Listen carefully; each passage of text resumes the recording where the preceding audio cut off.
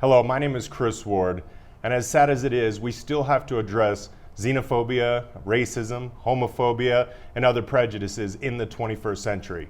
Our topic for today is how is it that Caucasians, call them what they are, can still be allies for our Native American brothers and sisters, for blacks, for Latinos, all across North America, still being able to help in a meaningful and thoughtful way while respecting others' customs and beliefs. So I want to go around the room. We've invited some very incredible women here in Colorado to share their story, what they're working on, and how we can address these issues. So I'm going to let each of you take a turn, and we have one on Zoom, so we'll come to her in a second. So please, Renee. I'm Renee Millard-Chacon. I am co-founder of Womxn From The Mountain. I am a local substitute teacher. I am also a mother. So I'm here for love of my future generations, for love of children, and for the type of responsibility I feel everybody should kind of take on their own. Excellent. Hello, thank you for having me. My name is Eutimia Cruz Montoya. This is my son, Mixenteocali.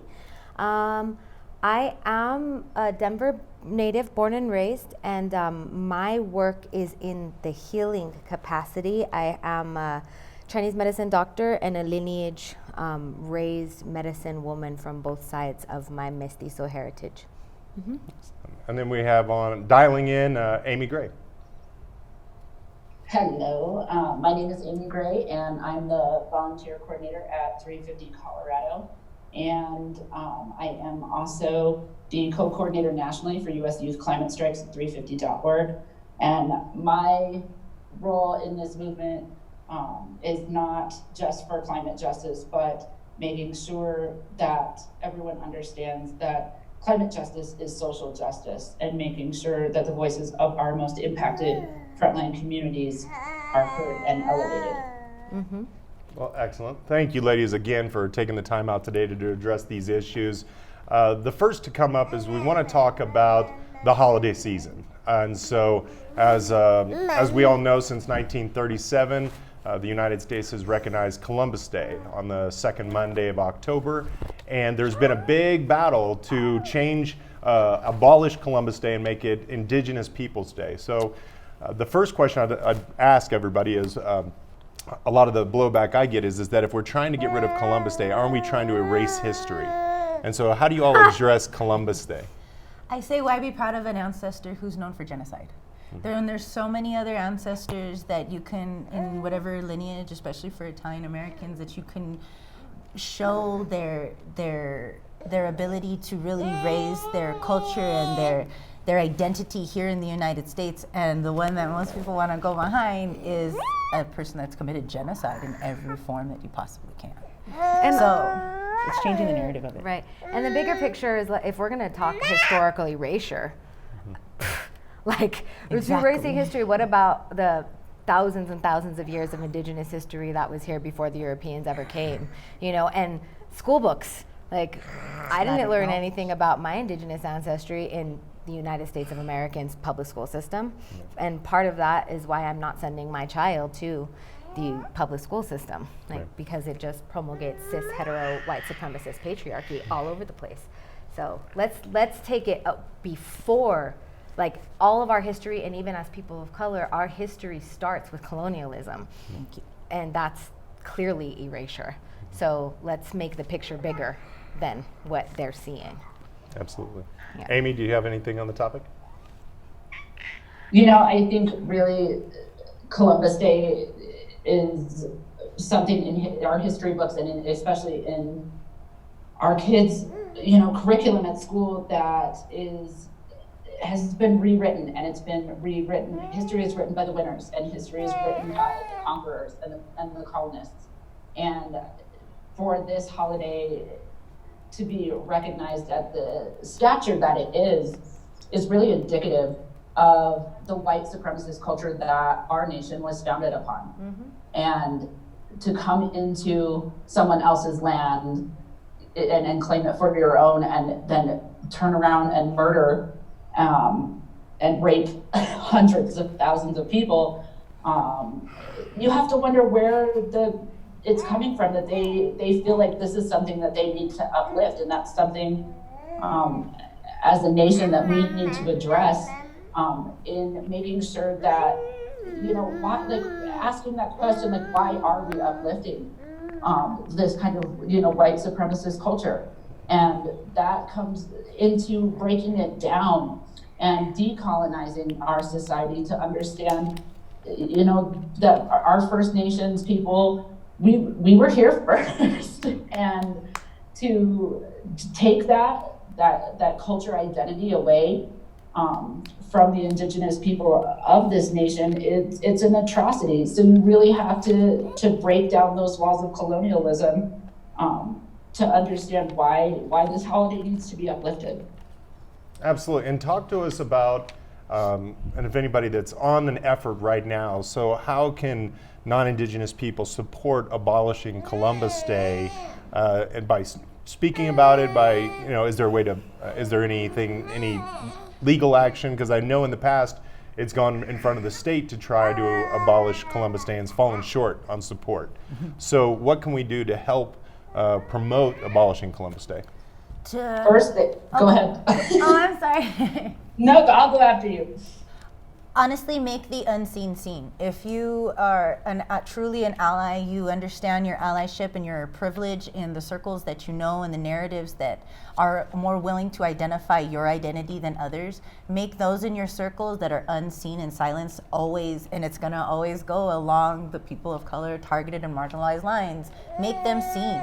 Include their identity in your local, it starts from the macro circles. Mm-hmm. So if you understand that privilege, whether it's in your workplace, whether it's in your schools, you need to join those local fights. Mm-hmm. You need to realize that your privilege and your ability, your affluence, mm-hmm. has the ability to move policy faster than people of color can, and it's not that we don't want to, it's that we don't have the access to those platforms. Right. And allyship is understanding you have those access to those platforms. And for us to link as communities to no longer have that fragmentation, in order for those marginalized communities to forgive a lot of the atrocities that are still very resonating in our lineages, is you have to be forgivable and accountable in your own circles. So bring that type of allyship into your circles, and that's a key just to start the momentum. Yes, I would further, it's so funny, my mother's a history teacher and super into policy, and I was a constitutional scholar in high school. But I'm not one who believes much in the system. I think the system is not broken. I think the system was made for rich white landowning men to serve rich white landowning men. And so I'm not one of those people who's gonna be like, oh, we just have to take it to the policy level. I'm like, get in your circles, get in your communities. If you are a white person or a light-skinned person or both, and you have different access to those communities, then you need to be placing yourself in difficult conversations. You need to be educating your homies. You need to be going, and if you are in a situation with more melanated people who are in danger, you need to use your body as protection, as leverage for the free speaking of the people who are not represented. And so this is more than just let's fight for policy change. This is about placing your body in situations that are uncomfortable, using your voice in situations that are uncomfortable, so that people who do not have that voice can have it in a safe way. Thank you. Mm-hmm. Amy, did you have something? Both of them just really, I want to echo both of them on all of those points. And, for the white folks that'll be listening to this, really, number one, yes, place your body on the line, put yourself in those situations, but also turn around. If you're going to preach climate and social justice, then walk the talk. Don't just talk about it. Don't just support it on Facebook or your social media for some likes. You need to take your privilege and use it. If you have access to our legislature, then put yourself in that situation to, uplift the Indigenous voices that don't have access to that space. Make sure that their voices are elevated in that space. Yes, like it's about attending marches and rallies and things like that around supporting Indigenous culture, but it's also putting yourself out there as an activist who will speak and use their privilege for the greater good, not just for, the moderate neoliberal agenda. And I have one more thing, just being very clear about resources. So many of our white brothers and sisters, one, I want to say, you're also Romanian, you're also Irish, you're also Scandinavian. Like, reclaim your indigeneity, get to know your roots, and understand that you are also colonized. And from that, understand that yacht your dad owns, that land your grandfather has,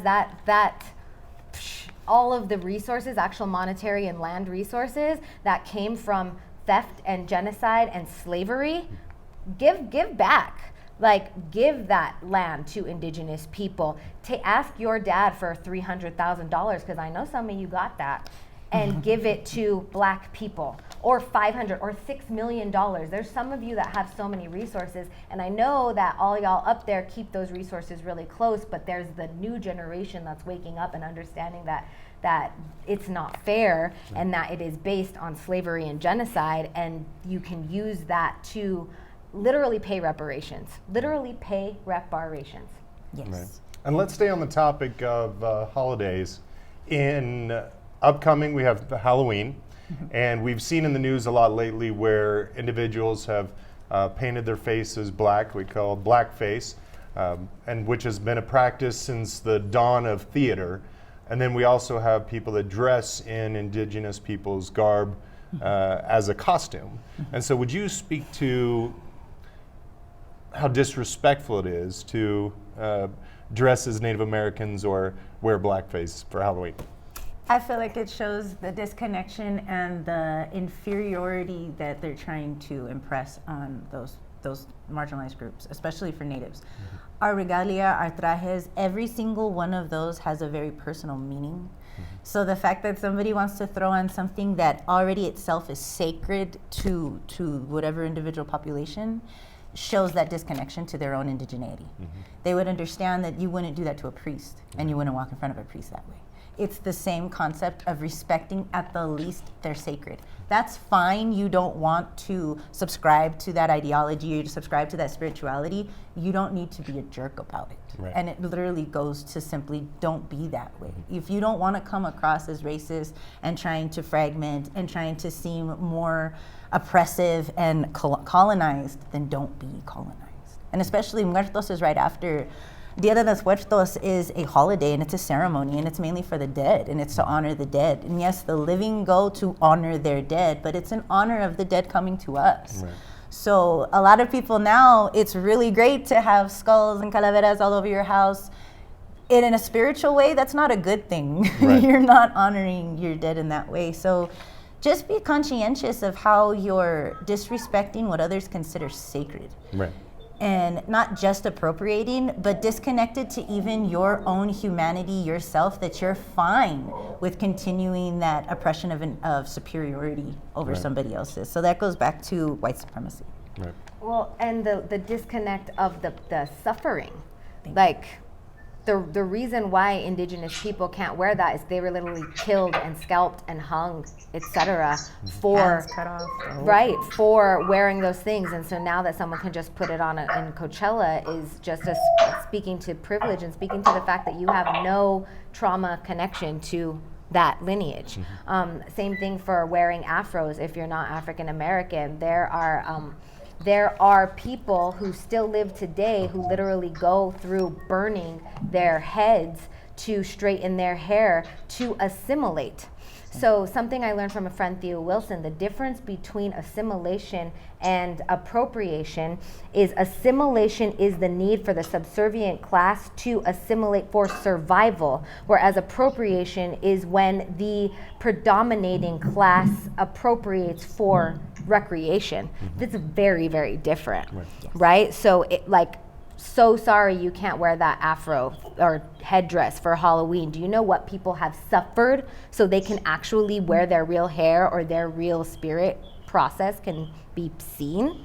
Natives couldn't even wear their own headdress and have our own ceremonies since the 70s, the early 70s. So that just shows you hundreds of years of that resounding generational trauma. And then you see someone with a headdress at a festival. Kill the Indian, save the man, right? Exactly. People put in schools to literally chop their hair off. Yes. And we had we have another caller that just dialed in to join us, Micaela. Would you introduce yourself and let us know a little bit about yourself, and then feel free to jump in the conversation.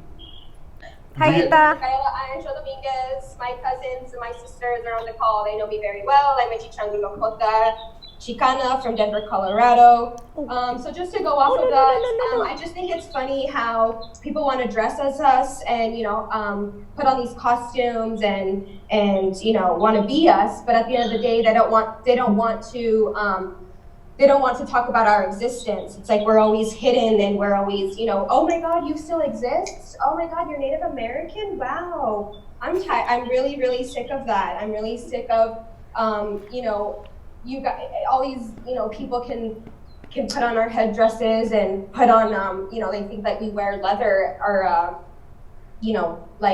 hide every single day. I don't know where they get that, or we wear our feathers every single day. I'm not exactly sure what they are thinking, but I dress normal. I like to wear my jeans. I like to wear t-shirts. I put on my skirt every now and then. I just think it's absolutely sick and disrespectful when they do that to us. I was in a store yesterday, a costume shop, and they had a whole entire section for Mexican and Native American costumes. I was like, are you kidding me? Mm-hmm. I told them, I said, just so you know, I'm Native American. Do I look like that right now? Do I look like that? Really? Thank you. How disrespectful of all of you to do that. And then they had like the Frida Kahlo skirts and her hair, and then they even had like this fake eyebrow to put on. And I'm just like, wow, you guys will go to the extreme to be us, but don't want to talk about us and make us real and put us into existence. So if we can really change that I think that's huge. Absolutely. I'm sorry if I could add one more thing. And that's kind of the point of it, is exactly what she said. We're included in this mystical identity of America, but we're not included in the identity as American. It's not in our history, it's not in our education, it's not in any policies, it's not in any infrastructure. And that's when I have to dare allyship and dare white supremacy. Prove me wrong if you really don't want to prove that you're a white supremacist patriarchal society. And it shows in every single costume shop now that it gets discouraging, it gets oppressive. Absolutely. But please, Amy? Yeah, I'd like to throw in that I'd like to address dressing as the sexy Indian.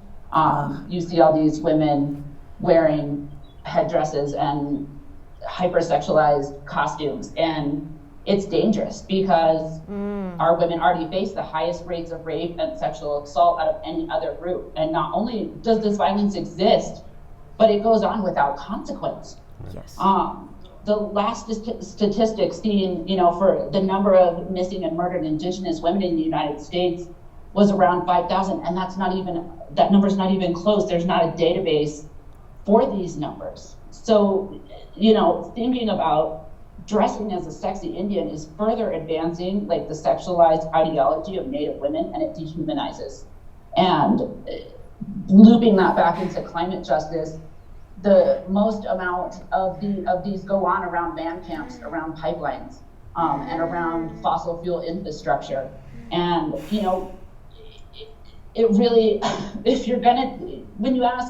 you think about dressing like that, first examine your intent behind your desire to dress Native. Is it a fascination? Is it an idolization? Is it a fetish? Because to fetishize our women, it's perpetuating a pan-Indianism stereotype, and it really, to that end, if there were, hundreds of thousands of missing and murdered white women, or, their dogs, then people would jump all over it, you know what I'm saying? But when it's women of color, there's no consequences, and nothing has been done, it's the same, that they want to run around in Handmaid's Tale costumes. And it's just disgusting. So, especially the headdresses, those are earned. And when you wear them, you can earn any of those feathers for any honorable deed that you did. Is it okay if we dress up as soldiers and run around in a bunch of fake medals? You know what like it's compare it kind of to that. So stop wearing sexy Indian costumes, y'all. I mean, coming from a long lineage of chiefs, when I see the headdresses like that, I can't even tell you what it makes me feel. I mean, it's fiery. I just get angry right away, and it's just really sad. I mean, my dad is now chief, and so the fact that someone can think that they could just put that on is, I can't even put it into words. I mean, I'm not really good with words anyway, let's just be honest, but I just really can't. Let's be honest, it's just all emotions, Mica's all emotions. And it's just, it's really disgusting. I mean, and to be honest, my own father doesn't even like to put on the headdress because he doesn't, because of what it's become. And he doesn't feel like at the end of the day, he is who he is, whether he has the headdress or doesn't have the headdress on. I'd like to interject just about my cousin Mica talking about her emotions, that it is one of the things as allies, and I like to, as my sister's speech says, accomplices. We don't want allies, we want accomplices. One of the things you can do is honor our rage. Honor the rage. The brown women, indigenous women, black women, it's maddening what's gone on in our histories, what's still happening to our people, what's happening to young people everywhere. The fact that we could just get shot up by the police and nobody cares. It's rageful, and really nice meaning white people want to constantly be like, oh, calm down, it's okay. And I know that that's so that we don't draw more like police brutality or whatever. I know it's hard stuff to talk about. That we don't draw attention to ourselves in a way that is dangerous. And once again, as an ally, as somebody who will not get shot up by the police, put your body in the way of that and honor the rage of marginalized people. Well said. Oh, no, I was just saying, well said, because that's true. I find myself, I end up being the scary, loud, passionate brown woman when I start talking about a lot of these things. Not the educator, not the mother, not the other facets that even the danzante, the other ways that I've been able to impact the world. But if I get a little too loud, suddenly people don't want to communicate any longer. Right. So I can only imagine for everybody else. And that is true, because you have to understand this trauma is intergenerational. And it isn't that we're trying to just take out our trauma. We need to heal. And in order to heal, we need to have our emotions also addressed in a safe space to do it in. Thank you. And the last holiday I want to talk about is, of course, is the Thanksgiving. It's the celebration of when... Thanksgiving. And so talk to us about that holiday. I was up at Standing Rock up at Turtle Island during that day a few years ago. Talk to us about the practice now of Thanksgiving and what we know of, as the true history of the colonizers arriving in America. We're changing the narrative. It is Thanksgiving. And in order to change the narrative, we have to address it for all that it is. It wasn't a Thanksgiving. People were not just willing to give over their land, their community, their resources, their women, and everything, just all for manifest destiny and the doctrine of discovery. That whole paradigm, that whole narrative needs to shift.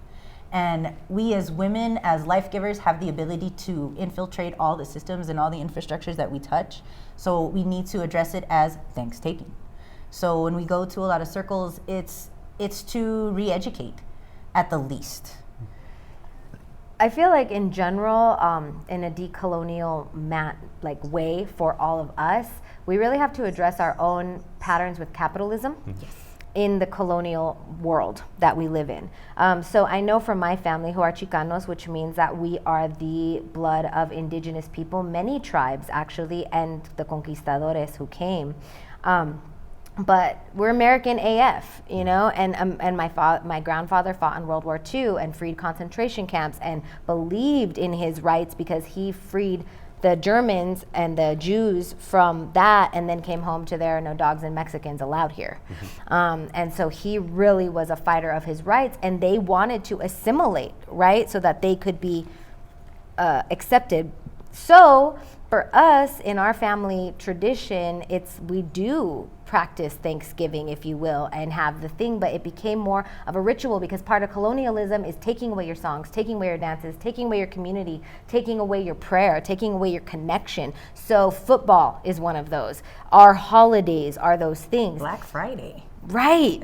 All that. Which is ridiculous. So I'm not promoting it. What I'm saying is, how do we still honor our familial time and connection without honoring the white supremacist patriarchy, which means, like, to me, in action, go to your homies' shops and spend your money there. Don't buy a bunch of stuff from Walmart, you know, but that's hard because a lot of us are poor and we get our stuff from Walmart, right? So it's like really going into the nitty gritty of your everyday life and saying, who is profiting from my consumption of this right now?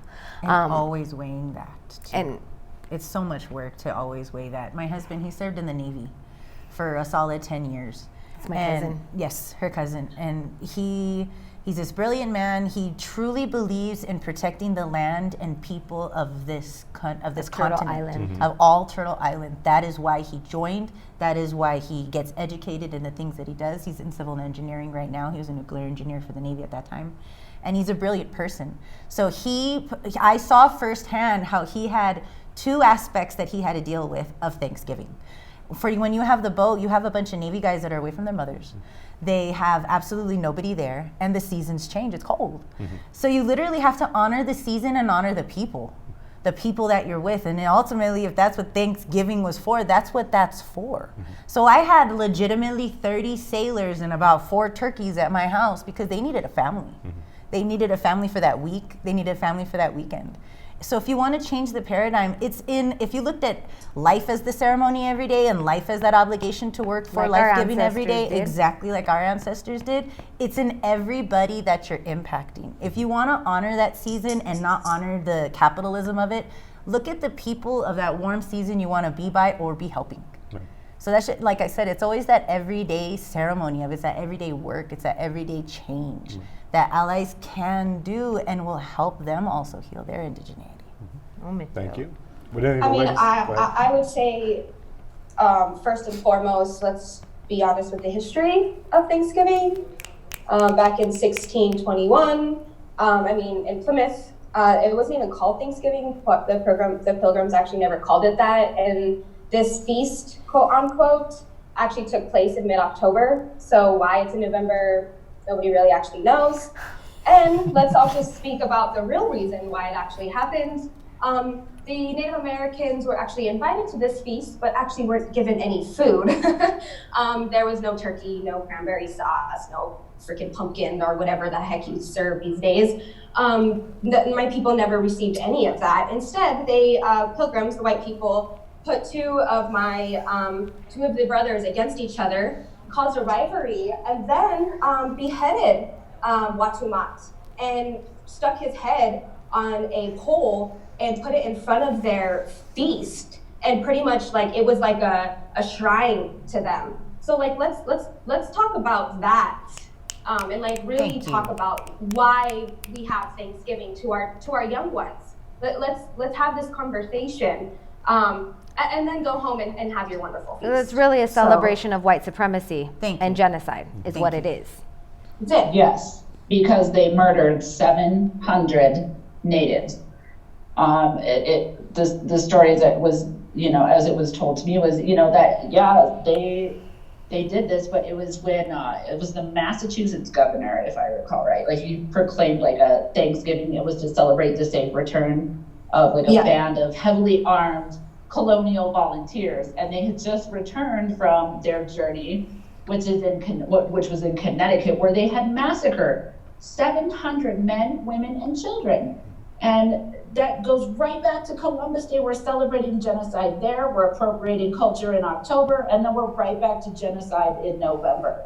And so it's a really tough time of year for people to have to deal with this in their face. And it's school teachers especially, things are changing. But I remember when I was younger, they would make us do the you know, the Turkeys. Pilgrims and Indians Yep. play at school. And they would always, of course, grab all the brown people in the room to be the Indians. And Yep. it was insulting. Absolutely. I remember the Cowboys and Indians as a child. It wasn't about the Cowboys and Indians getting together to break bread. It was who got killed fastest. Exactly. Right. So, Oh my God, see how disgusting that is? Like, what? yeah. What? And this is also like in our talk about decolonization, we're still sending our children to learn these lies in the public school system. Right. It's horrendous, the insidious amount of defamation that Indigenous and Black Americans have to go through at the hand of the current white supremacist patriarchy in the school system, in the medical industrial complex, in the prison industrial complex. So this needs to be about every single day questioning what is actually us, and it's not a lot. A lot of it's colonialism. All of it is. So. Well, and I've seen, and we're going to talk about the actions coming up here shortly, but talk to us about how can allies step up and support you, and would you give us a little bit more detail about your organizations and how we could learn more information? So if you have any resources that the allies should be reading up on, would you please share those? And I'll start with you, Renee. Well, I started Womxn From The Mountain when I came back home after my husband was in the Navy, and it was ultimately to empower women, femininity, and those that identify as women. And I, again, like I said, I wanted to make those that are unseen seen. And as a brown woman who is even educated, I still feel unheard of in almost every circle I touch at times, because I get discredited, because I get invalidated, because my history isn't as prominent as others. Somehow I'm still not involved in the American identity. So I personally wanted to change that overall. And the one that is the most personal was missing and murdered Indigenous women. This campaign has already been going on for quite a few years now, and started from a Métis young girl in Canada, young girl in Canada, and she did it for the loss of her family member, where she put red dresses all over the forest there. And I remember seeing it, and I don't know more, when I was pregnant with my son. And it resonated so deeply because of my own family substance abuse and losses, that I felt that if my voice can be heard, it should be heard with my sisters there. However, the narrative has expanded. Black women in custody, trans lives. The narrative keeps going with the fight for femininity to be included in all of our narratives, down to the policies. And back to what Eutimia was saying, where we have to endure holiday after holiday of colonized education, our infrastructure, and now like we can be shot. I could be shot easily and not have somebody really follow. And actually, while I was in Maine, I was legitimately stopped 5 times by the same police officer, until my husband's CO actually had to get involved and tell them it was a matter of national security to leave me alone. He wasn't even stopping me for a ticket. It wasn't a ticket. It was literally every time I crossed the bridge to go to the grocery store in Kittery, Maine. Wow. So that just shows you, and it feels really oppressive. I'm there with my 2 children going to the grocery store. And this was 5 times. We lived there for 3 years, and it happened over those 3 years. And it was just constant, to where that type of, it leaves an impression in your psyche that's trying to break you. And for me personally, I haven't broken yet. So I need to fight for those that might be broken, for those that are breaking. I need to be the strong one behind them. So my way of handling that is education. I'm a cultural educator. I went for my master's in education. And I decided that art and media are the best forms for our youth specifically to hone their skills, to communicate their skills, and to be able to express themselves to actually change the narrative. We are not going to get it in any policy anytime soon. I do send my children to charter school, and I still have to educate my children outside of school because they are not educated about our history. So really what it is that we're holding 2 different tables, and people of color actually have the ability and have had for generations to hold 2 different tables. We should be the ones leading the narrative in our education, in our healthcare, in our infrastructures, in our policies. that is why I decided, and the campaign that I decided to work on was Murdered and Missing and Women as Femininity. So we are doing not just art installations and murals, but we do workshops understanding what ribbon dresses mean specifically. To take the prayer and just the spirituality aspect out of it, we would do workshops for our local youth, our women of youth, to where we would have all red skirts and teach them the identity behind your femininity of why we wear skirts, whether it be in ceremony, whether it be every day, or why it was even honored in our ancestors. And we open those forums to all those that identify as women and all those with all different backgrounds. Because like I said, I want a resurgence of understanding your own indigeneity. So again, I also offered a different workshop for Are You Colonized, Are You Indigenous at Peace Jam this year with Mica Michutum. And it questions, and the basic form of indigeneity I can get most allies to understand is, are you concerned about the next 7 generations and their resources, in their health, in their safety, and in their future economic, social status? If you are, you understand the basic life-giving force of indigeneity. If you're not, you might be colonized. And how can people connect with you that want to support you? Women from the Mountain right now at my Gmail. I am going to get our website up pretty soon. It'll also be called Women from the Mountain. Women is spelled with an X because it's for those that identify in their femininity and their masculinity. Excellent. So they're able to hold both their identity. And Eutimia? So my lens, again, I am, my mother and father met during the Chicano Civil Rights Movement. My father's father was Cesar Chavez's bodyguard and holds the first United Farm Workers Movement card.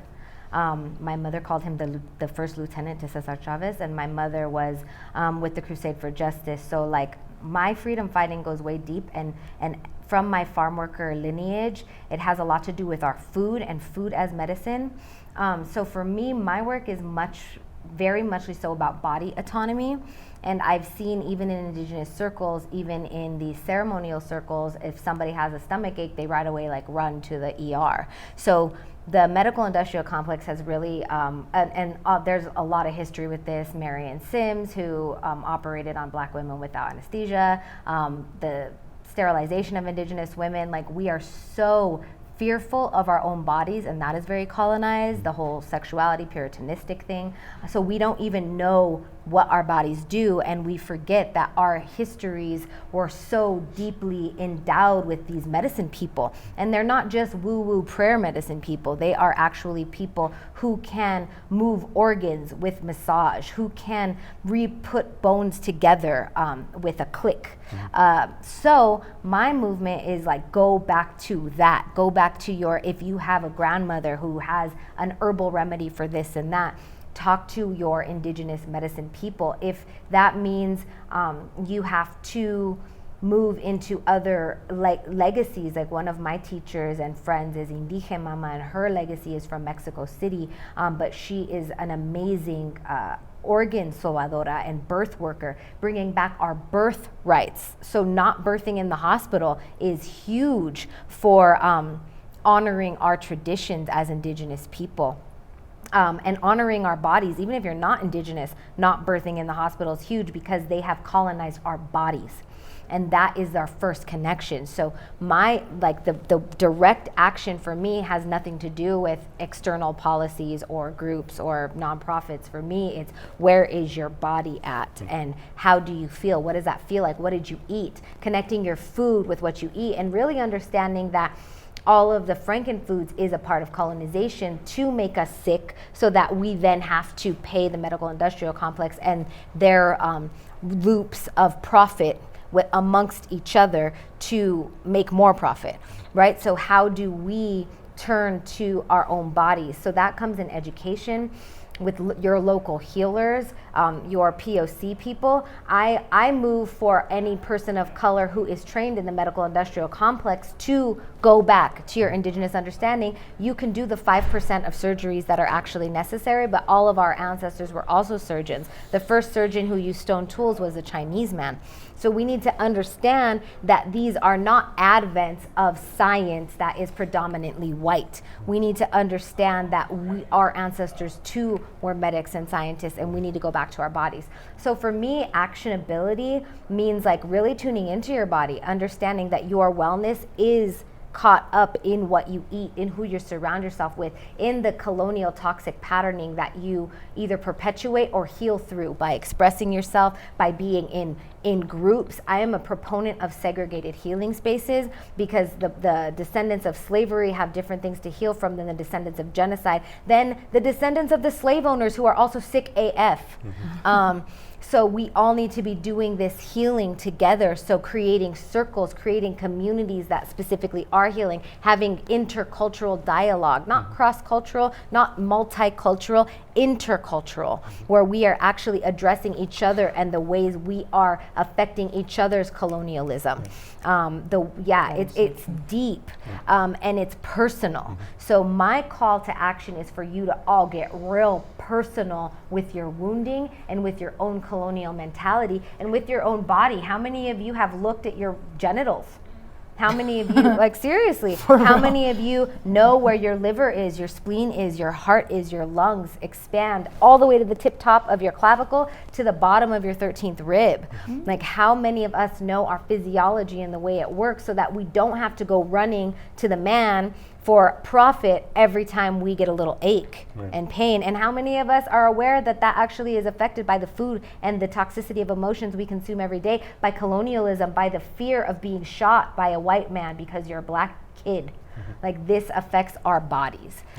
So that's my call to action. Thank you. And how can our followers or anybody that wants to support you, how do they connect with you? My handle on Instagram is Muse Medicina, MuseMedicina. You can also find me at that website, musemedicina.com, on Facebook, Muse Medicina, and on Patreon, which is a place where you could actually monetarily support me. I offer a lot of free education on our bodies, on decolonizing our wellness, on choosing wellness as an individuated human from the society at large. Excellent. Amy, I want to go to you next. Yeah. Again, 350 Colorado. You can find us on Facebook, Twitter, and Instagram. We also have a website, which is www.350colorado.org. And we would always love people to get involved in the climate fight. But I would encourage anyone listening to this that we support climate justice as social justice. So we would rather you donate your time and your resources to International Indigenous Youth Council, to Women of the Mountain, to any other group working for social justice. Definitely join the climate fight, but make it intersectional. Thank you, Amy. Mica? Yes, so I am the director and youth mentor for the International Indigenous Youth Council. I'm also co-founder of Women from the Mountain. Honestly, I am here to provide space for my youth and for my women, trans, queer, lesbian, because I didn't ever have a voice. And so I want to provide that space and platform for those that do have that need a voice, and I want to be that. And so I help our youth, I provide them with tools and education to make positive changes within their community. And back home, I helped start a women's circle because I never had a women's circle. I never had that to go to. So I always wanted that space. And so, with my sister Renee, we were able to create that space for our young women and elders back home, so that they can feel welcome and feel safe.